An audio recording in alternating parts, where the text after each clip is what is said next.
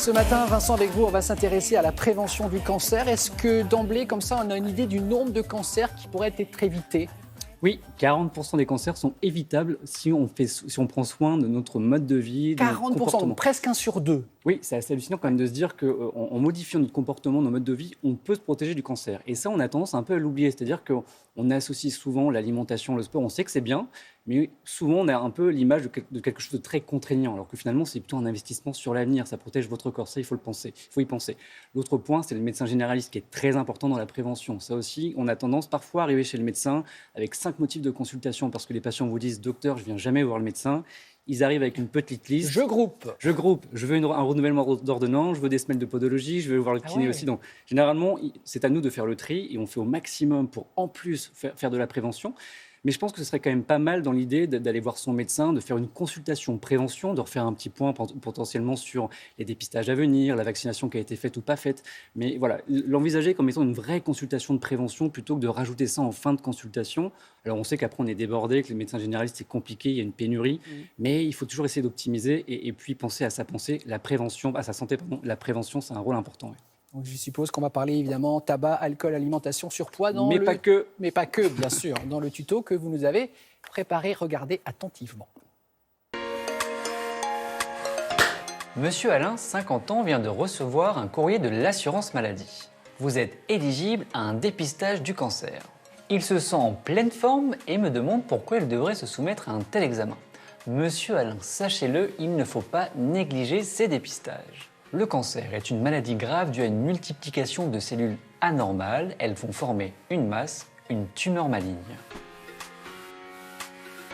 Vous ne le savez peut-être pas, monsieur Alain, mais 40% des cancers sont évitables. Le tabac, l'alcool, le soleil et les virus peuvent être responsables du développement de cellules anormales. Il n'y a pas que la génétique. Comme toujours, vous êtes acteur de votre propre santé, alors stop au tabac. Il n'est jamais trop tard pour arrêter, donc parlez-en à votre médecin. C'est la solution la plus efficace pour réduire le risque de cancer.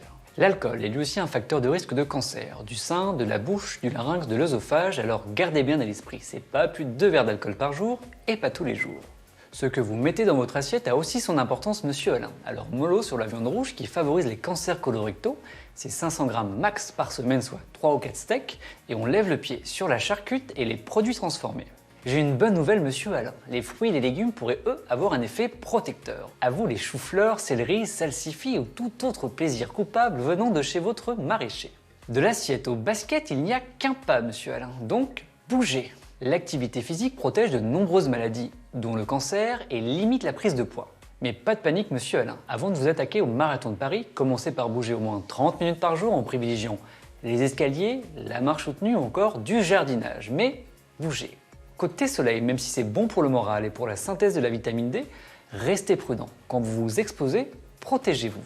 Enfin, monsieur Alain, certains vaccins préservent du cancer. C'est le cas avec celui contre l'hépatite B ou le papillomavirus. Monsieur Alain, un conseil, dépistez-vous. Il y a en France 3 campagnes de dépistage organisées et gratuites. Le but, empêcher qu'une maladie se développe. Chez la femme, le dépistage du cancer du sein se fait par une mammographie, complétée si besoin par une échographie. Celui du cancer du col de l'utérus se fait par un frottis cervico-vaginal. Et enfin, pas de jaloux, le dépistage du cancer colorectal est pour tout le monde. C'est la fameuse enveloppe bleue qui sert à faire une analyse de vos selles. Avec tout ça, vous n'oublierez pas votre suivi régulier chez votre médecin et chez un dermato pour montrer vos grains de beauté. Voilà, monsieur Alain, il n'y a plus qu'à et prenez soin de vous.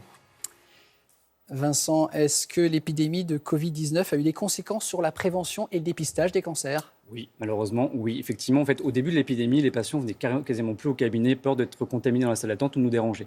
Ils faisaient parfois plus leur dépistage non plus les mammographies ou les tests à faire. Donc, d'ailleurs, la Ligue contre le cancer a rapporté que 93 000 cancers n'auraient pas été diagnostiqués en 2020. C'est pour dire à quel point l'impact que ça a eu de façon négative sur le dépistage et la prévention. Donc, pour résumer, c'est vrai que c'est l'épidémie. Comme on l'a dit, les autres maladies sont là. Donc, consultez votre médecin. Il y a des bilans à faire, il y a du dépistage. Consultez. Et vous ne le dérangerez pas, votre médecin, il est là pour ça, Absolument pas, on est là pour ça.